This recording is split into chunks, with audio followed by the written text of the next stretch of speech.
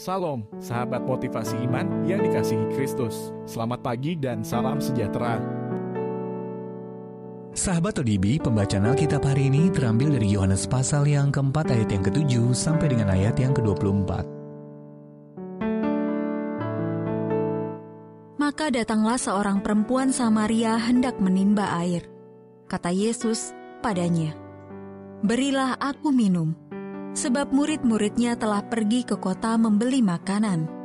Maka kata perempuan Samaria itu kepadanya, "Masakan engkau seorang Yahudi minta minum kepadaku seorang Samaria?"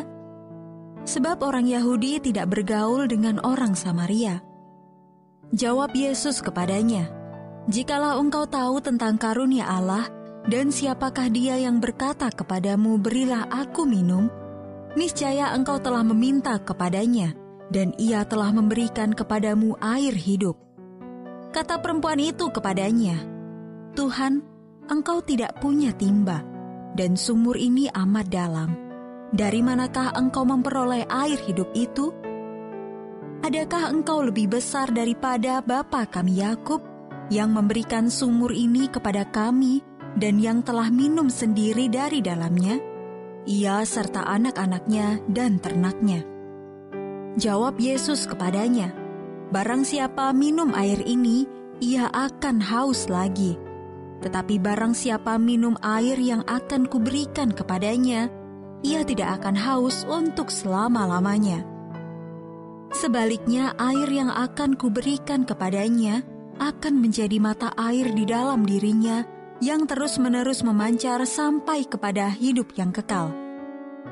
Kata perempuan itu kepadanya, "Tuhan, berikanlah aku air itu, supaya aku tidak haus dan tidak usah datang lagi ke sini untuk menimba air."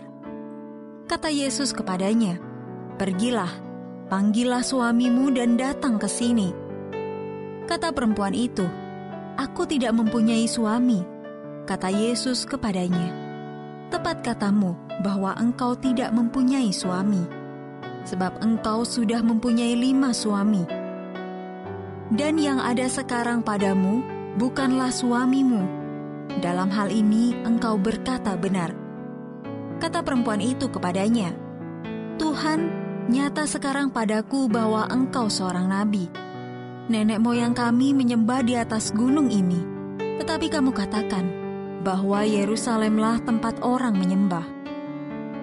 Kata Yesus kepadanya, "Percayalah kepadaku, hai perempuan, saatnya akan tiba bahwa kamu akan menyembah Bapa bukan di gunung ini, dan bukan juga di Yerusalem. Kamu menyembah apa yang tidak kamu kenal, kami menyembah apa yang kami kenal, sebab keselamatan datang dari bangsa Yahudi. Tetapi saatnya akan datang, dan sudah tiba sekarang, bahwa penyembah-penyembah benar akan menyembah Bapa dalam roh dan kebenaran, sebab Bapa menghendaki penyembah-penyembah demikian. Allah itu roh, dan barang siapa menyembah Dia harus menyembahnya dalam roh dan kebenaran." Ayat Mas renungan hari ini terambil dari Yohanes pasal yang keempat ayat yang ke-23. "Saatnya akan datang dan sudah tiba sekarang, bahwa penyembah-penyembah benar akan menyembah Bapa dalam roh dan kebenaran, sebab Bapa menghendaki penyembah-penyembah demikian." Judul renungan kali ini, "Dimanapun Kita Menyembah," ditulis oleh Soxil Dixon. Rasa sakit kepala hebat yang tidak tertahankan membuat saya lagi-lagi tidak bisa beribadah di gereja. Saya lalu mengikuti ibadah secara daring sambil menyesali hilangnya kesempatan beribadah bersama jemaat lainnya. Awalnya saya banyak mengeluh, kualitas suara dan gambar yang buruk membuat saya terganggu.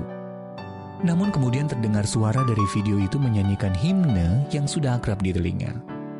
Air mata saya mengalir sembari menyanyikan, "Kaulah ya Tuhan, surya hidupku. Asal Kau ada, yang lain tak perlu. Siang dan malam Engkau ku kenang.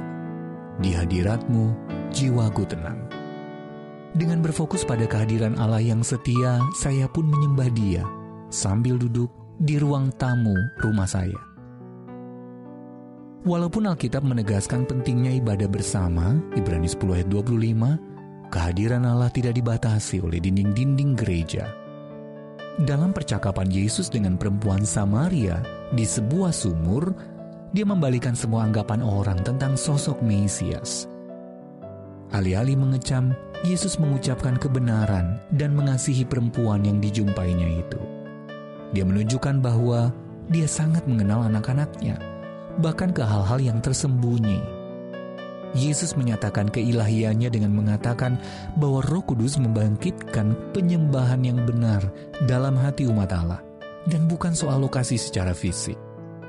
Ketika kita berfokus pada pribadi, karya, dan janji Allah, kita dapat bersuka cita dalam hadirat-Nya senantiasa saat kita menyembahnya bersama saudara seiman atau di rumah masing-masing, di mana saja.